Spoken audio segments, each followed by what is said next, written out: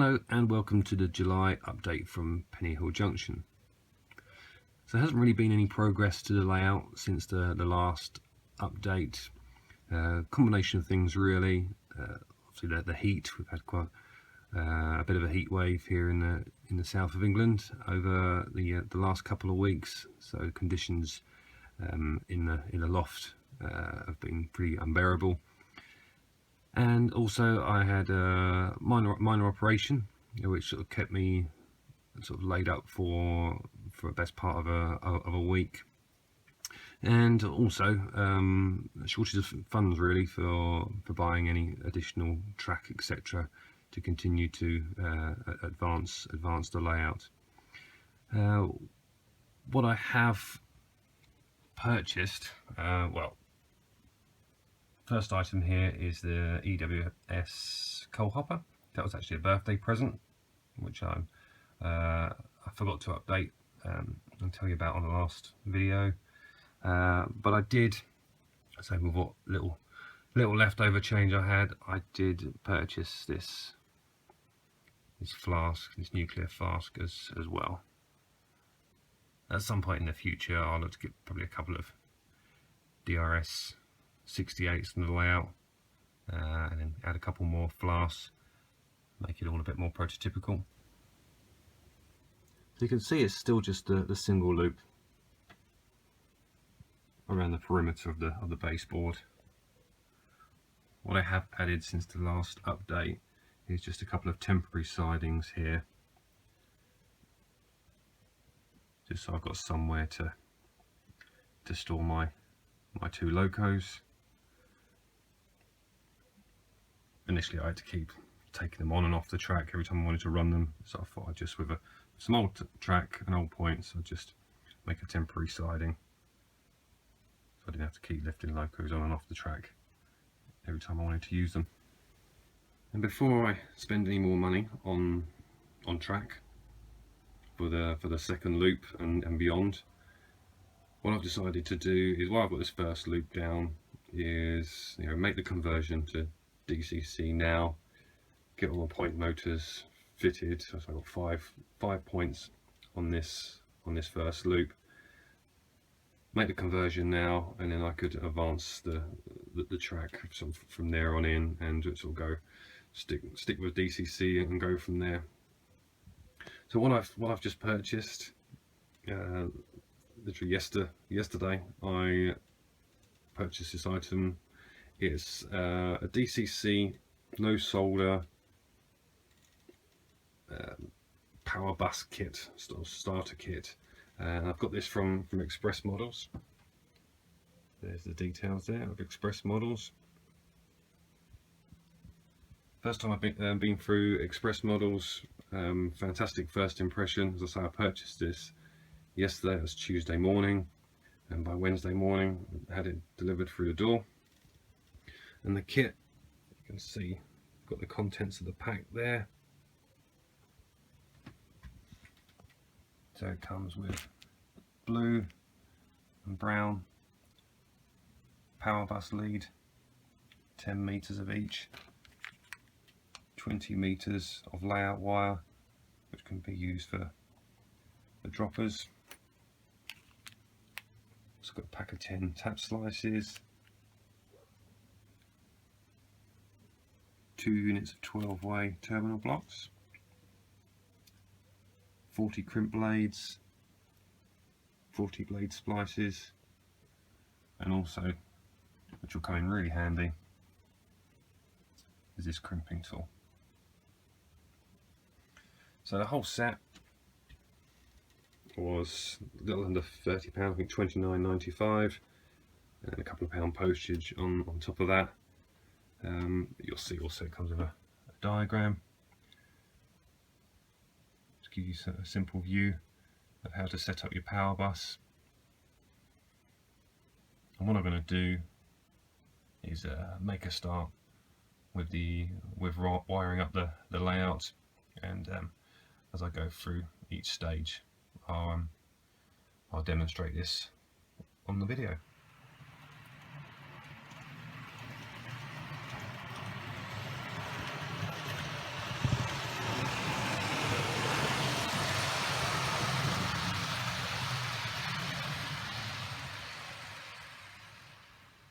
But before I take a closer look at wiring the layout, what I have been doing over the last day or two, now the temperatures come right down and it's comfortable in the loft, is I've been doing a little bit of track planning.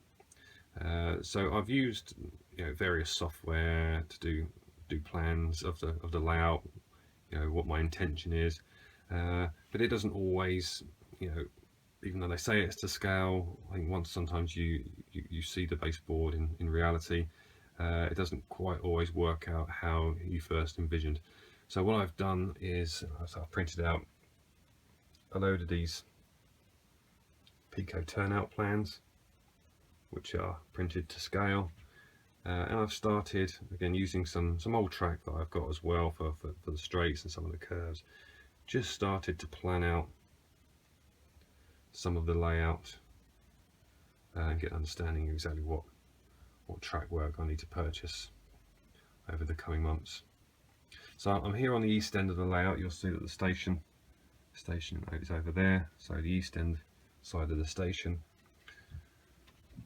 So this point here, as I say, this first line here is the main line down loop, so that follows the up and then branches out slightly and comes into this platform. Then come back to this point here, that will then run alongside that line there, and then finally this line will come round. There'll be a point around here, it will split off into two and carry on. So we have 1, 2, 3, 4, 5 lines running through the platform. But coming back this side, you'll see the main line up route can switch onto the down, and then we'll come to a freeway point here where it can either go straight on, branch left, which would generally be the up train coming in off onto the down and into platform 4. But the objective of this track planning is to get a look at my storage sidings, storage depot, which branches off here. So the controller won't be there, that'll be in a different location once I move to DCC. So this first point will branch out and then go into 2 lines there, which will be the high speed depot for class 43 maintenance. Coming off of this point here will be the longest siding, which will run right down the side there, and then moving across we have another 3 lines running along here, which will be easily fit, a 4-car EMU. I've got on pre-order, I've got the Desiro class 450, also got the class 800 in GWR green livery on pre-order, which is 5-car set, so they're comfortably fit along those sidings there. In here we've got 2 slightly smaller sidings, which will be used for 2 or 3-car EMU or DMUs. And as I just mentioned, these 2 lines here will have the Pico LK80 train shed, which will come down here, almost a metre long. So I have probably about 4 or 5 sheds back to back with inspection pits running the length as well.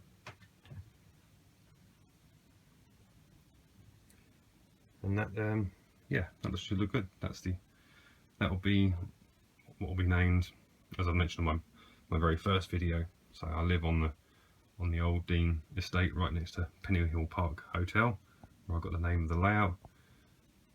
But this depot will take its name from the estate that I live on, so it'll be called Old Dean Common Depot. And then as if I move around a bit further, we actually come into the TMD area. This is where I have all my diesel locomotives stored, and I obviously have an engine maintenance shed. Perhaps in these two, again, this will just be for storage. Perhaps a couple of fuel lines there. I'm also considering coming out, bringing the board out a further 300 or 400 mil and turning this area into a sort of scenic depot area with office units, etc. for the TMD workers. Now just returning to the station area. So any train coming out of platform 1 or platform 2, so we're coming to this point work here, can either branch left to the TMD or go straight over, and then it will join the main line.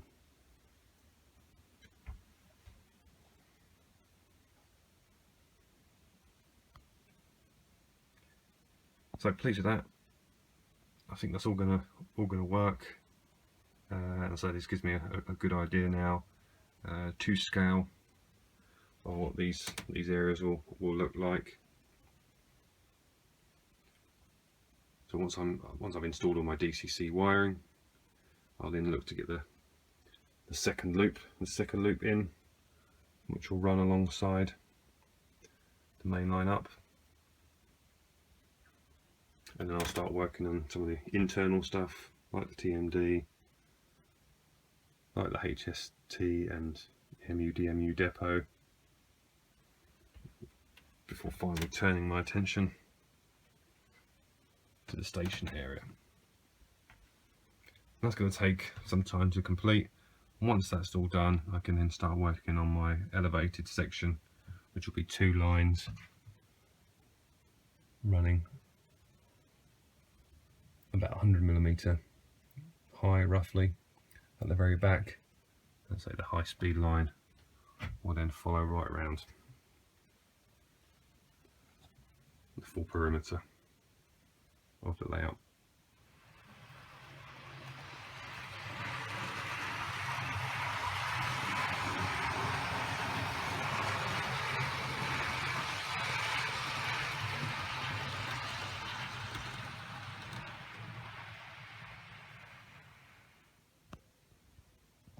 Okay, so before I start the wiring, the first decision I need to make is where exactly I'm going to have my DCC controller.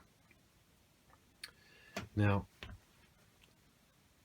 as you're aware, this area here is going to be the main station. Now when you look at the central sort of core of the loft area, you'll see that there's a dividing beam with a water pipe that runs right down the middle. But as you'll see from this central beam, I say it's central, it's actually just off to one side, more over to the left. So you actually see that the space on the left, or the gap on the left between the baseboard and the central beam, is slightly less than it is on the other side. So I want to use the larger gap for movement up and down the layout, so when I'm controlling and also building a layout, doing scenery, etc. So I'm actually going to put my control unit in this location right here. So it's literally going to come off. It's going to be a small unit just coming out onto here. Probably put some shelving below where I can keep obviously power supplies for, you know, DC power supply for my lighting and point motors, etc. But that's where the main controller, DC controller unit, will be based. So I thought, rather than having a cable just sort of like dangling down, sort of waiting for my controller to be put in place, so I need to purchase it first. What I thought I'd do to keep things tidy is I've just installed one of the terminal blocks there. So once I have the controller in place, then I'll just do a couple of short connecting leads that will come straight into this block. And what you can see, I've made a start on, is I've actually connected the first of the bus wires. That's the brown wire, so that'll be my positive connection. You can see I've just run it up through under the baseboard and through this first hole in that cross beam there. Now there is 3 holes drilled out there, but actually only one of them is open, and that's due to, you can see underneath the center section, which if I come back up above is the area where I've bridged a gap between the baseboard sections. So I only actually have one hole available, but what I'll do with my accessory and lighting and point motor bus wires, I'll have them probably just under these sections, maybe just looped underneath, or I may have them all coming through the same hole. But where I will have them split, as I say, is underneath all the baseboard sections. So the middle hole will be for my DCC bus wire, and then I'll have one either side for lighting and point motors and other accessories, etc. So the second power bus wire is now in place and has been routed, as you can see,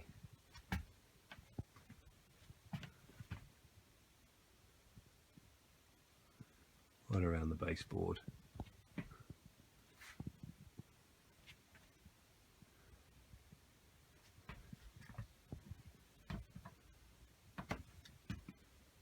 However, this 10-meter length was about 1.5 meters, 2 meters short in order to get me 360 degrees around the baseboard. So what I've done is just terminated it there for now, and then I'm going to be ordering some more cable for my DC bus wires, point motors, etc.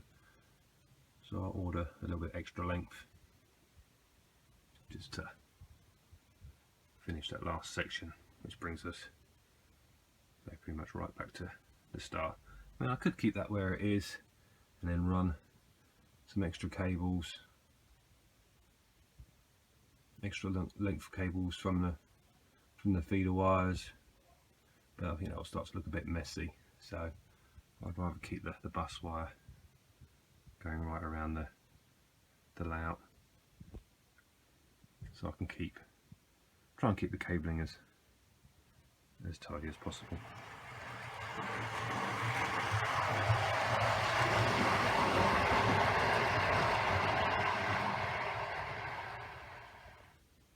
So with the bus wire now in place, I thought I'd have an attempt at connecting the dropper wires from each rail. And as I said at the start of this video, this starter kit is meant to be a sort of solder free kit, it should be a case of just crimping the blades to the dropper wire, and obviously the blade splices cut in and clip onto the bus wire, and the blades just connect into the end of the blade splices. However, I did have a go at connecting it, tried to run a power feed, see if I can get some continuity along the rail. Fine with one rail, but the other was completely dead. And after a little bit of investigation, the reason basically was down to a lack of connectivity on this black wire. So I'm using the Pico power feed rail joiners, and at the end of the wire, it's difficult to see from there, but the wire is tinned, so it isn't making a very good connection to the blade. So what I'm going to do is, my plan going forward now is actually I'm going to scrap the idea of going down the non-solder route. I'm going to take the plunge. So I'm not overly confident on my soldering skills. You know, I haven't really soldered for probably over 20 years, but I am gonna go down that route now and solder my feeder wires or my dropper wires to the rails. Get the wires also soldered to the blades rather than crimped. You can see what I'm using now. If I go back up to top of the baseboard, because I'm using the power feed rail joiners. So I'm going to remove these and just perhaps using the same holes, or I might place the power elsewhere on the layout. Just perhaps drill down between the sleepers and solder in the dropper wire straight onto the rail. Because the other issue with these Pico power feed rail joiners is the length. So we're not too bad here, because that particular track is quite close to the power feed. If we, for example, were to come to this end of the TMD, you know, we're going to need power feed coming from this rail, perhaps this rail as well, this section in between the points, and it's a little bit of a distance to the power bus. So by making up my own wires, which I've got in this starter kit, I can cut to the length I need and then get it soldered to the rail, and also the spade connector at the end. And that's really all I have to update you on for this month. What I'll do now over the next 2 to 3 weeks, so I've got a soldering iron on order from Gauge Master, the GM661,